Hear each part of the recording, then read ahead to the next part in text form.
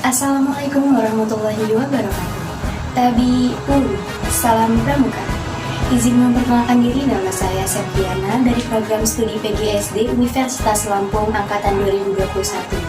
Di sini saya akan mereview beberapa materi pramuka, yaitu pramuka penggalang. Yang pertama, pengertian pramuka penggalang. Yang kedua, tingkatan dalam pramuka penggalang. Yang ketiga, kegiatan dalam pramuka penggalang. Yang keempat, upacara dalam pramuka penggalang. Pengertian penggalang. Penggalang adalah sebuah tingkatan dalam pramuka setelah siaga. Biasanya anggota pramuka tingkat penggalang berusia dari 11 sampai 15 tahun.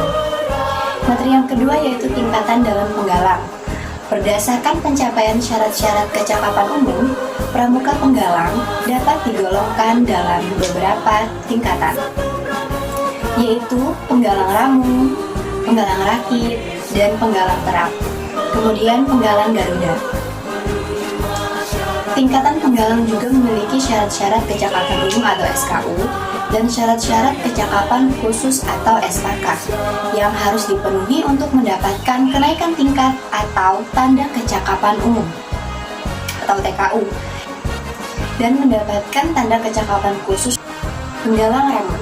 Penggalang ramu menjadi tingkatan pertama dalam pramuka penggalang. Tingkatan ini bisa dicapai setelah anggota pramuka memenuhi beberapa syarat, seperti rajin mengikuti latihan pasukan penggalang, mengerti isi dasadharma, serta trisatya, dan lain sebagainya. Yang kedua, penggalang rakit. Penggalang rakit menjadi tingkatan kedua dalam pramuka penggalang. Tingkatan ini bisa diraih setelah anggota pramuka memenuhi beberapa syarat, seperti rajin ikut latihan pasukan sebagai penggalang ramu, mengamalkan dasadharma serta trisatya, dan lain sebagainya. Yang ketiga, penggalang terap. Penggalang terap menjadi tingkatan tertinggi dalam syarat kecakapan umum satuan pramuka penggalang. Tingkatan ini hanya bisa diraih setelah memenuhi syarat dan menempuh tingkatan pramuka penggalang, penggalang ramu, dan penggalang rakit. Kegiatan-kegiatan pramuka penggalang. Berikut adalah kegiatan dalam pramuka penggalang. Yang pertama, perkemahan. Perkemahan adalah kegiatan berkemah atau menginap di alam yang dilakukan secara rutin oleh pramuka penggalang. Perkemahan dilakukan untuk memberikan ilmu dan juga mengevaluasi penggalang secara rutin. Biasanya dilakukan ketika hari libur. Dalam perkemahan, biasanya penggalang dibekali ilmu untuk bertahan di alam. Bagaimana membaca peta, makanan alam yang bisa dimakan, cara mendirikan tenda atau tempat berlindung, dan membuat api unggun. Yang kedua, jambore.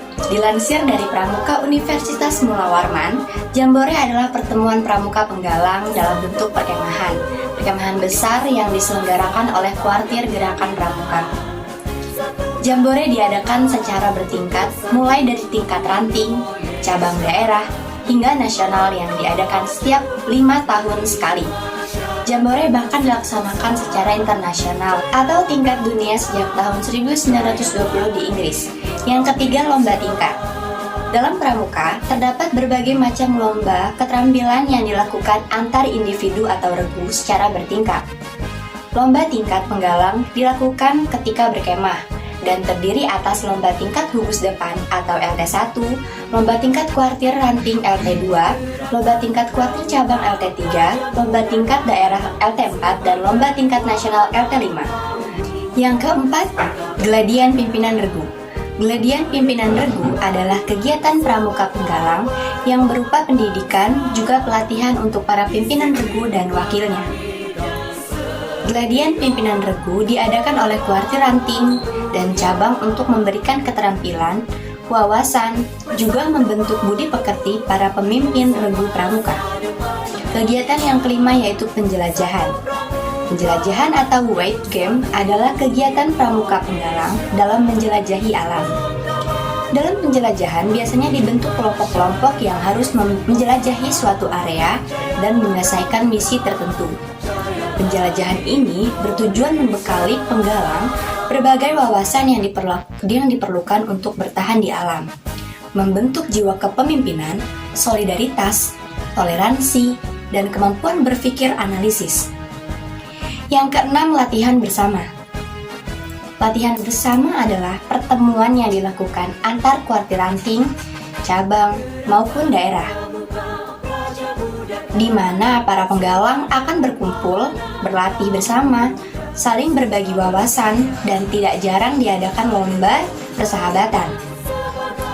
Latihan bersama mirip dengan studi banding yang dilakukan antar organisasi atau kelompok. Materi yang keempat yaitu upacara penggalang pramuka.